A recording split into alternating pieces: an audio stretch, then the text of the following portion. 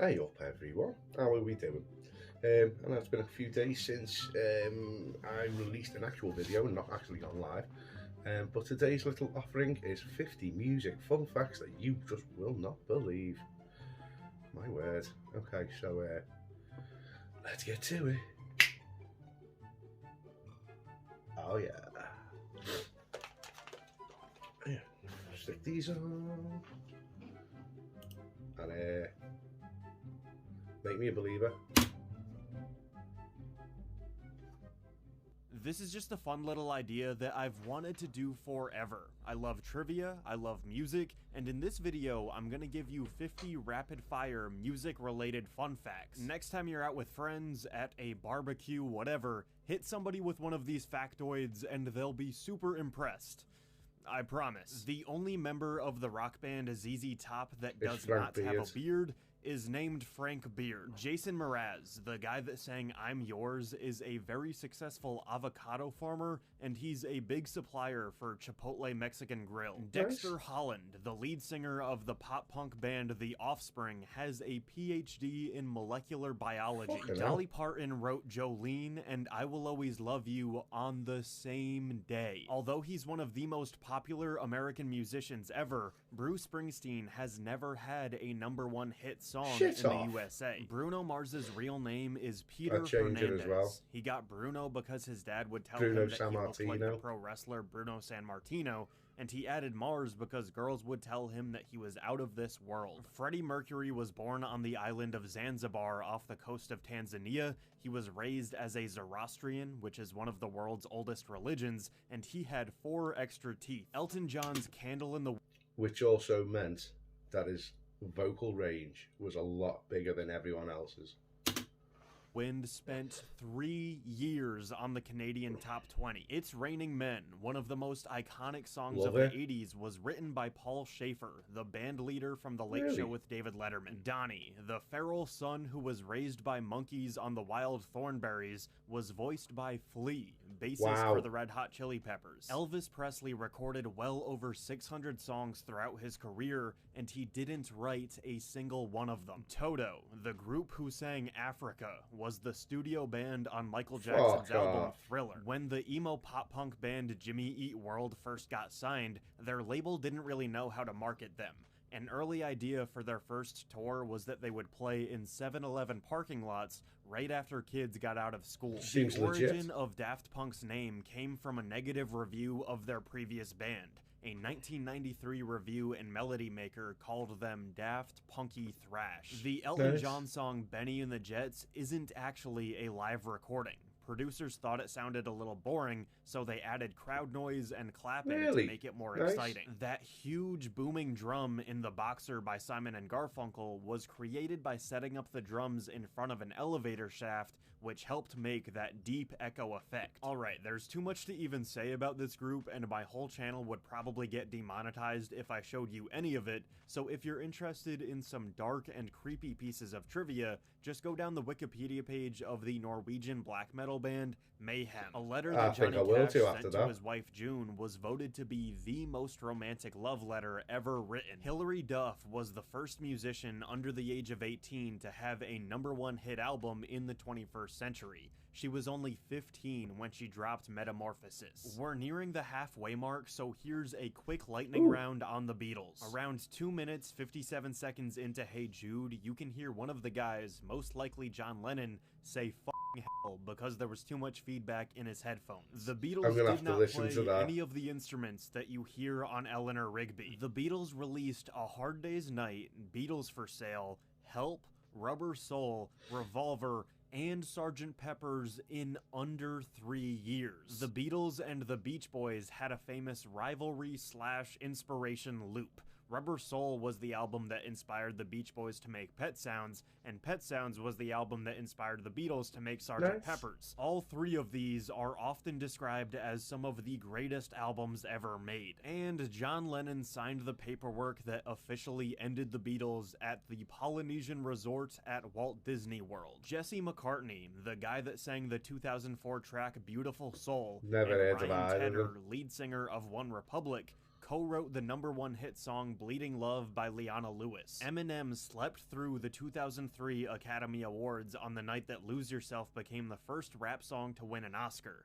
He didn't think that he had a chance of winning, so he fell asleep watching cartoons with his daughter. At the height of Michael Jackson's career, he sang backup on the classic 80s hit song Somebody's Watching Me by Rockwell. The near 10-minute long gothic rock song Bela Lugosi's Dead was the first thing Bauhaus ever recorded together, and they did it all in one take. Flavor Flav was a musical prodigy. He's proficient in 15 instruments, and oddly enough, he also went to culinary school too. Johnny Cash's iconic song A Boy Named Sue was written by popular children's author Shel Silverstein. Blur is one of the UK's most prolific bands ever, but the only mainstream popularity they had in the US was Song 2, a track that was making fun of American grunge music. James Brown, known for his electric live performances, would have certain hand signals and noises that he would do that would signal his manager that one of the band members had made a mistake. For every mistake the manager wrote down on his clipboard, the musician's pay would get docked. John Bon Jovi's first professional recording was for a 1980 Star Wars Christmas album. On the song R2-D2, We Wish You a Merry Christmas. Eric Clapton wrote the song Wonderful Tonight in frustration of his girlfriend at the time, who had made them late for a party because she was constantly changing her outfit. Gloria Gaynor's I Will Survive was originally meant to be a B-side, and it's also the only recipient of the Grammy Award for Best Disco Song. While she was doing that category one she time, broke her back, which and is why she's like it went to one of the best ever. Lana Del Rey has a degree in metaphysics. Before Freddie Mercury passed away, he got to see an early screening of the headbanging scene from Wayne's World. Brian May said that Freddie loved it because that's actually what the guys in Queen would do themselves. The Ramones were named after Paul McCartney's fake name that he would use to check into hotels, Paul Ramone. Van Halen's concert contract would require a bowl of M&Ms with, quote, absolutely no brown ones. Because their operation was so massive, they needed the venues to come through perfectly, and the M&Ms were an easy way to see if they actually did everything correctly. Arguably Black Sabbath's most iconic song ever, Paranoid, was made in about 15 minutes because they needed 3 minutes of filler on the album. The song Inagata Davida by Iron Butterfly was supposed to be titled In the Garden of Eden, but when Doug Ingle first sang it, he was very intoxicated and it sounded like Inagata Davida. Dimebag Darrell, the guitarist for Pantera, was buried with Eddie Van Halen's original black and yellow Bumblebee guitar in a Kiss casket donated by Gene Simmons. After a friend of Kurt Cobain's graffitied Kurt Smells Like Teen Spirit, which was a reference to a popular girl's deodorant, that's how we got the title for their biggest song ever. And then the first Foo Fighters album was made solely by Dave Grohl as a way to cope with Kurt's death. The vocals, bass, guitars, and drums, everything was performed by Dave, and he never expected it to make any kind of impact. The songwriting royalties for Walkin' on Sunshine by Katrina and the Waves are split evenly between the 4 members of the band.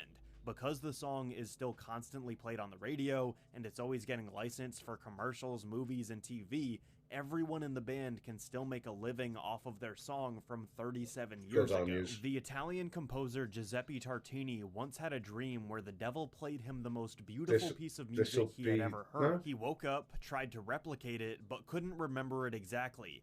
His piece is known as Devil's Trill Sonata, and Tartini claimed that he would forever trade his ability to play violin if he could hear that song one more time. Tony Iommi from Black Sabbath lost the tips of his middle and ring fingers in an industrial sheet metal accident. He didn't want to quit playing, so he created homemade thimble tips for his fingers. These thimble-tipped fingers would essentially create the genre of heavy metal. The Gorillaz song Dare was originally named It's There, but Sean Ryder's accent made it sound like he was saying It's Dare, so they just decided to change it to Dare. British actor Neil Morrissey has had 2 #1 hit singles in the UK thanks to his work as the voice of Bob the Builder. But Morrissey, the lead singer of the Smiths, never had a #1 in the UK. And the greatest fun fact of them all, Terror was a songwriter, mathematician, and comedian that released a novelty song called The Old Dope Peddler in 1953. 60 years later, when someone representing 2 Chainz asked a then 84-year-old Tom Lehrer if 2 Chainz could sample the song, Tom responded with this: "As sole copyright owner of The Old Dope Peddler, I grant you motherfuckers permission to do this. Please give my regards to Mr. Chains, or may I call him too." I hope you enjoyed this video. All of these pieces of trivia are true, or pretty much true. There are a few technicalities in there, but who cares? Let me know which fun fact you enjoyed the most, and thanks for watching. Hey, thank you for watching that video. If you want to support the channel... Yeah, I'm not going to shill your merch, pal. Well, that was quite good. I really enjoyed that. I can't remember one of them, but I suppose some of them will stick while I'm editing it. Let me know what one you liked. If you've got to go back and watch it, that's fine. Or get to my watch hours out. And if you are looking for something to do, hit that subscribe button. It's totally free, and you know it helps me out.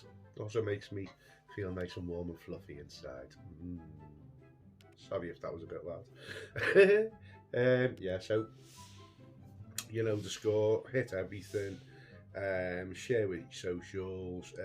Tell your friends and family. And keep your eye out, because there could be something very, very big coming to the channel very, very soon. If you like clobber. No, I'm not making my own merch. I'm not that good. I'm not Corinne's Life. If you are watching this far and you've heard me mention Corinne's Life, go and check her channel out. She's making merch now. Lovely. Anyway, that's it, I suppose. And I'll see you soon. Take it easy.